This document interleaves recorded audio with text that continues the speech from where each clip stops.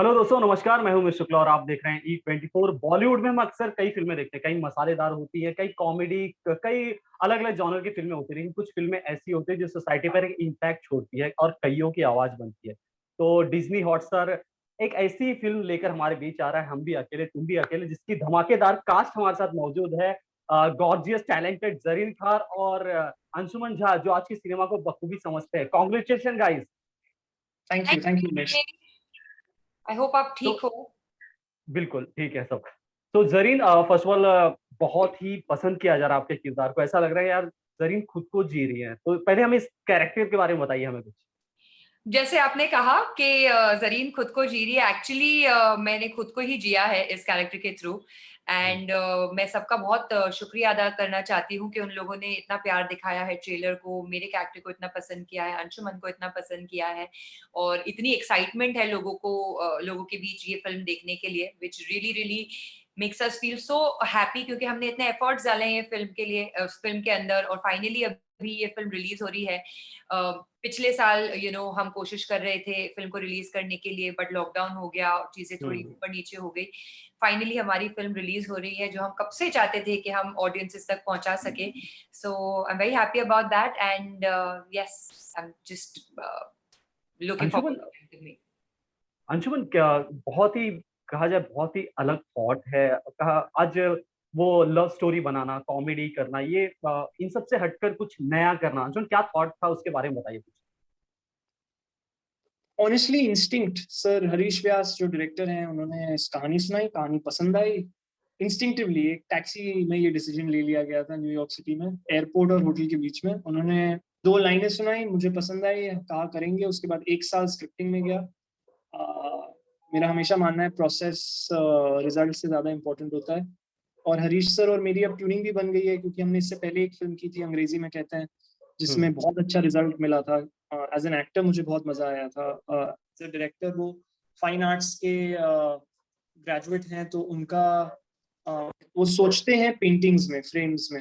तो जब उन्होंने कहानी सुनाई पहली बार, उसके बाद पूरा writing process, it's been a very satisfying experience from, yeah, so basically that was the thought. We tell a film which openly promotes humanity, compassion and acceptance, and that was the core कि क्यों हमने ये चुनी।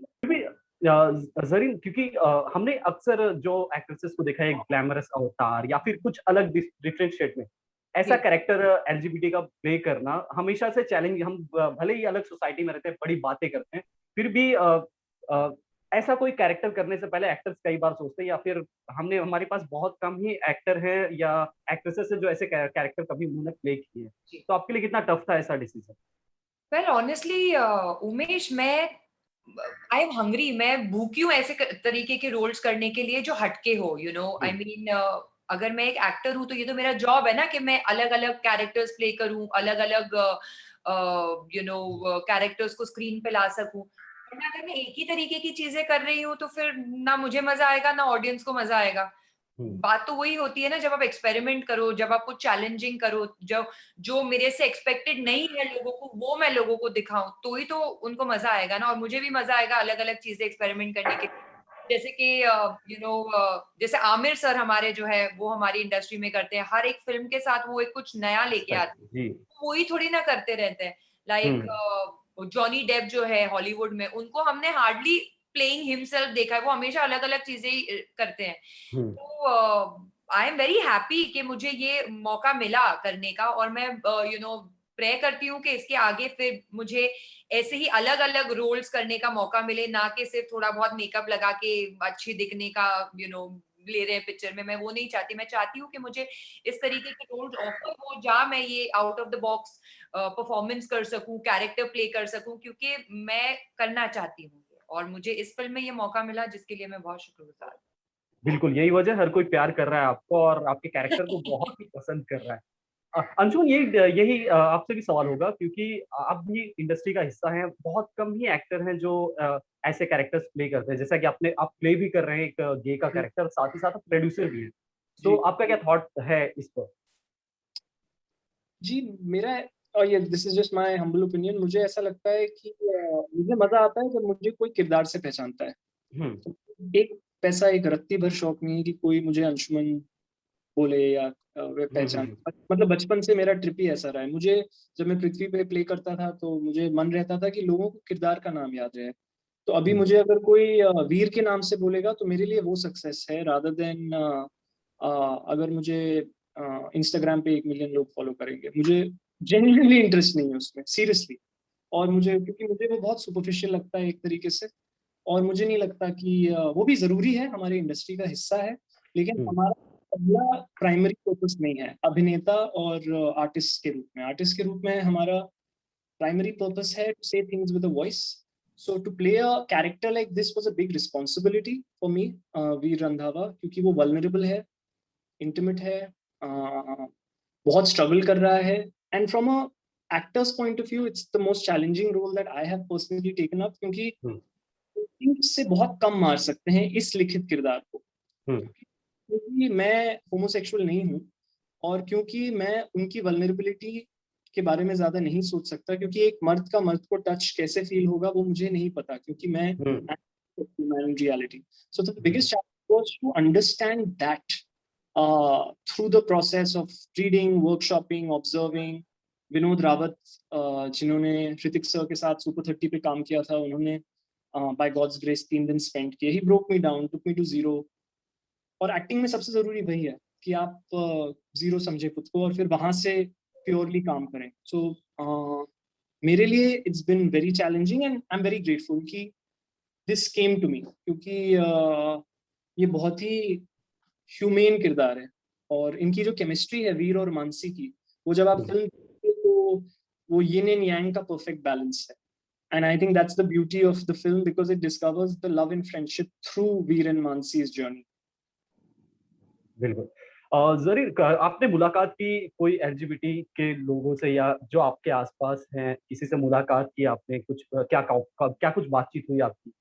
Umesh, somehow इन हमारी country में ना मैंने ज्यादा गे मेन एक्सपीरियंस किए हैं, मतलब कम अक्रॉस गे मेन ज्यादा।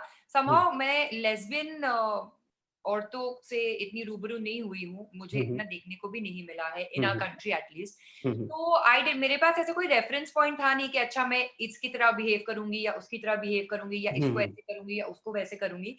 जब मैं इस फिल्म का हिस्सा बनी तो मैं एकदम क्लीन स्लेट से गई थी, और मैंने ये नहीं था कि मैं इसको इस तरह बोलूंगी या इसको इस तरीके से करूंगी। Somehow in my reality I have been a tomboy all my life, तो वो मुझे काफी हेल्प किया कि मैं जिस तरीके से रियल में जिस तरीके से बात करती हूँ या जिस तरीके से चलती हूँ, समहाउ वो सारी चीजें यहाँ पे काफी काम आई। बाकी ऐसे कोई रेफरेंस पॉइंट नहीं था कि अच्छा एक चीज का बहुत ध्यान रखना था कि मैं कुछ ऐसा नहीं कर जाऊं जो एलजीबीटीक्यू कम्युनिटी से बिलोंग करते हैं उसको ऑफेंड कर जाए, क्योंकि eight the end of the day मेरा जो सेक्सुअल ओरिएंटेशन है वो स्ट्रेट है, तो शायद ऐसी कोई चीजें होंगी अलग से जो मुझे नहीं समझ में आती होगी। But then I gave it a thought, और मैंने ये सोचा कि मैं एक फिल्म कर रही हूँ जो बोलता है कि लव इज लव। तो एज अ स्ट्रेट पर्सन अगर मैं लव को इस तरीके से महसूस करती हूँ, तो एज अ व्हाटएवर, मतलब जो भी आपका सेक्सुअल ओरिएंटेशन है, अगर स्ट्रेट है या बाइसेक्सुअल है या लेस्बियन या होमो, जो भी है, इमोशन तो वही रहेगा ना, क्योंकि प्यार तो उसी तरीके से होगा। तो बस जब मैं वो बात समझ गई तो I did not really have to put in a lot of efforts, I just had to be true. मुझे अब जो इमोशन जो मैं फील कर रही थी उस वक्त, उससे सच्चा होना था, क्योंकि इमोशंस जो है वो तो सभी के सेम ही होते हैं, भले ही आप स्ट्रेट हो या आप होमोसेक्सुअल हो, इमोशंस तो इमोशंस ही होते हैं और वो उसी तरीके से बाहर आएंगे। तो बस I had to be true to the emotions, और I did whatever I could. तो फिर भी अगर आज बात की जाए 2021 में हम जी रहे हैं, आज भी ना एक सोसाइटी बड़ी डेवलप मानी जाती है, मॉडर्न मानी जाती है, फिर भी कहीं ना कहीं से टैबू माना है। जैसा कि फिल्म में एक डायलॉग भी है कि घर में टेररिस्ट रेपिस्ट पैदा हो सकते हैं, लेकिन एक गे या लेस्बियन नहीं। क्या लगता है आपको, ऐसा क्यों सोसाइटी में अब तक ये परसेप्शन बना हुआ? क्योंकि अभी तो हमारी गवर्नमेंट ने भी फ्रीडम दे दी है हमको खुलेआम होमोसेक्सुअल्स होने की, बट हमको मेन फ्रीडम जो है वो हमारे घरों से चाहिए है। हम अभी भी बहुत प्रोग्रेसिव हो गए हैं या बोलते हैं होने की, बट अभी भी forget the people, वो वाले sections जो small towns होते हैं वहाँ पे तो अभी भी बहुत ही ज्यादा taboo है, but even in progressive cities अभी भी बहुत सारे जो अपने आप को बहुत educated बोलते हैं और ये और वो बोलते हैं, अभी भी वो families हैं जो भले दूसरे बच्चों के लिए मतलब दूसरों के बच्चों के लिए बहुत ही खुले दिमाग से बोलेंगे कि अरे तो क्या हुआ ये वो, but somehow जब उनका खुद का बच्चा is not from a straight sexual orientation, वो नहीं ठीक हो रहते हैं उसके बारे में, वो नहीं ओके होते हैं उस बारे में। तो बेसिकली चीज यही है, इस फिल्म के जरिए हम यही मैसेज देना चाहते हैं कि सबसे बड़ी फ्रीडम तो मतलब जो हमको अप्रूवल चाहिए वो फैमिली से चाहिए होता है, क्योंकि भले ही बाहर सब कुछ एक्सेप्ट हो गया है बट फैमिली अभी भी नहीं एक्सेप्ट कर रही है। So that is the basic approval and the freedom that we need from families. उनको समझना है कि it's okay, it's really okay, because at the end of the day जो मैंने बोला है कि जो लव है वो इमोशन है और वो किसके साथ भी फील हो सकता है। जरूरी नहीं है कि एक लड़का को लड़की से ही प्यार होगा, लड़के को लड़की से ही प्यार होगा। अभी मैं आपको एक एग्जांपल देना चाहूंगी, आई डोंट नो ये अगर समझ में आएगा कि नहीं आएगा, बट मेरे पास बहुत सारे पेट्स हैं जो बिल्लियां हैं, ओके और उसके अंदर one of the male cat tries to mate with another male cat. अभी उनको तो किसी ने नहीं सिखाया ना गे और ये और वो, that means it's a natural instinct, right, which हमको भी तो इंसानों को भी तो जानवर ही बोलते हैं, right, but we are a little progressive developed animals, but because we are condition कि नहीं, एक औरत को एक आदमी का ही टच समझ में आना चाहिए और एक आदमी को एक औरत का ही टच समझ में आना चाहिए। So we have kind of actually I feel tried to bend or twerk nature. So yeah, I think this is what I would want to say about this whole thing. Anshuman, अगर आपकी बात करें तो आपका काम करने का जो तरीका है मुझे बड़ा पसंद है। आप जो भी काम करते हैं और जिन कहा जाए एक मुद्दों को लेकर, मतलब जिन मुद्दों को लेकर आप फिल्में बनाते हैं, प्रोजेक्ट करते हैं, मुझे बड़ा पसंद। क्या थॉट प्रोसेस साथ लेकर चलते हैं अंशुमन, कोई भी फिल्म करने से पहले, कोई भी प्रोजेक्ट करने से पहले, किसी से जुड़ने से पहले? जैसे जरीन ने कहा, उनकी कंडीशनिंग समझता हूँ सबसे पहले कि उनकी कंडीशनिंग कहाँ है, कहाँ से आ रहे हैं वो। देखिए, मुझे फिल्में बहुत पसंद है, मुझे फिल्में देखना बहुत पसंद है, फिल्मों का हिस्सा होना बहुत पसंद है और मुझे सेट पे रहना बहुत पसंद है। किसी भी अपने आप को बहुत खुशनसीब समझता हूँ कि मुझे ये मौके मिल रहे हैं, जिन लोगों के साथ मैं काम कर पा रहा हूँ। लेकिन मेरा सिंपल एजेंडा रहता है कि मैं एज एन आर्टिस्ट, और ये शायद मेरे सभी गुरुओं की देन है जिन्होंने मुझे सिखाया है, क्योंकि ये नहीं है, ये मुझे सिखाया गया है और मैं इसका क्रेडिट भी नहीं लेना चाहता। May be it's my mother, my teachers, की किसी भी क्रिएशन में एक थॉट या एक वॉइस होना चाहिए और वो ऑनेस्ट। सो मेरा सिंपल होता है कि कोई भी कहानी, आप LSD लीजिए, उसमें ऑनर किलिंग था, वो मेरा चॉइस नहीं था, वो मेरी किस्मत अच्छी थी कि जो मेरे हिसाब से हिंदुस्तान के सबसे अच्छे फिल्म मेकर, अगर मैं सिनेमा बोलूँ दबाकर, उनकी फिल्म में मुझे काम करने का मौका मिला। या Janaki Vishwanathan, whose another national award winner, जब बकरापुर उन्होंने बनाई कि एक बकरा है जिसका नाम भगवान की तरह है, या उनीर ने जब दलित पे चौरंगा बनाई, या सो ये ऐसा नहीं है कि मैं चुनता हूँ। शायद वो लोग समझते हैं कि मैं समझूंगा उनकी कहानियां, इसीलिए वो आते हैं। Because an actor eight the end of the day is a sum total of the choices you make.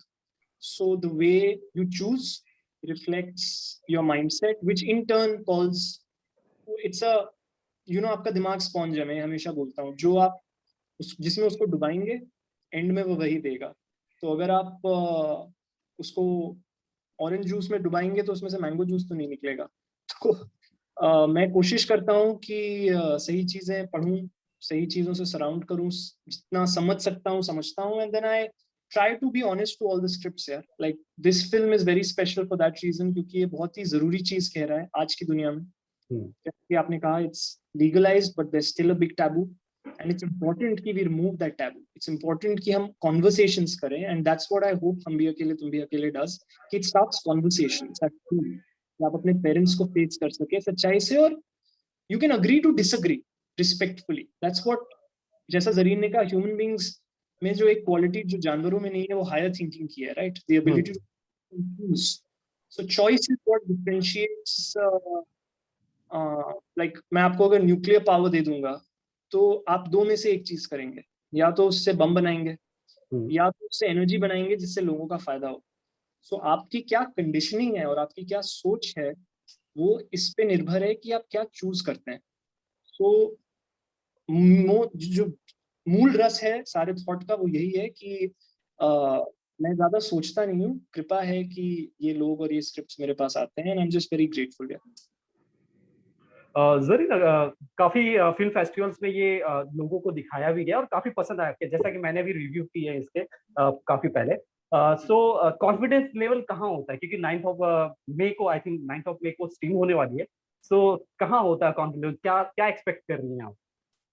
Well confidence तो I don't know, but excitement level काफी है। आई थिंक 1000 के भी ऊपर है।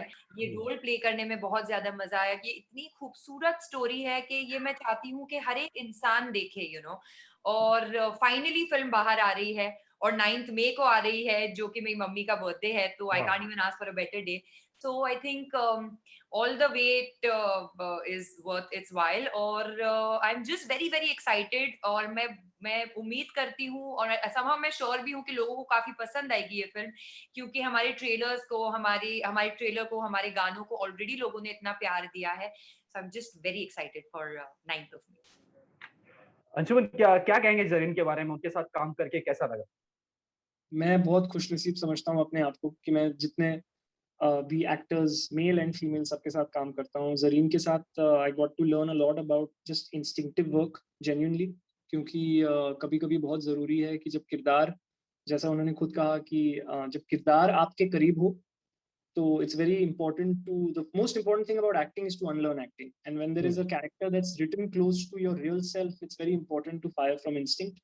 And she's done a beautiful job in the film. She's looking beautiful, the character is beautiful, and the thing is, एक बहुत ही amazing chemistry है वीर और मानसी की, जो आपको देख के ट्रेलर में भी जिसकी झलक आपको नजर आई है, लेकिन फिल्म में आपको टोटली जो एक दोस्ती में छिपा प्यार होता है वो आपको बहुत प्योर तरीके से नजर आएगा।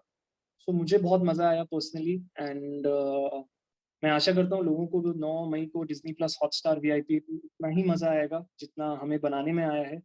और या discover the love and friendship.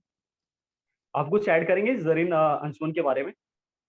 Well बहुत ही डिफरेंट एक्सपीरियंस था मेरा, और अच्छा एक्सपीरियंस था, क्योंकि जैसे मैंने कहा कि मैंने जो पहली, इससे पहले जो फिल्में की है उसमें मेरे को इतने प्रेप की और ये सब की जरूरत पड़ी नहीं। यहाँ पे वे ऑफ वर्किंग थोड़ा अलग था, क्योंकि हम हर सीन से पहले और रीडिंग कर रहे थे और चीजें कर रहे थे, which was really good, because जब हम फिर उसको टेक के दौरान करते थे तो it did not look like हम एक्ट कर रहे हैं, इट लुक लाइक अच्छा दो फ्रेंड्स के बीच में कॉन्वर्जेशन हो रही है, and it looked so convincing, क्योंकि हमने वो सारा प्रेप किया था। सो आई एम वेरी हैप्पी कि मैं इस तरीके का भी वे ऑफ वर्किंग एक्सपीरियंस कर पाई।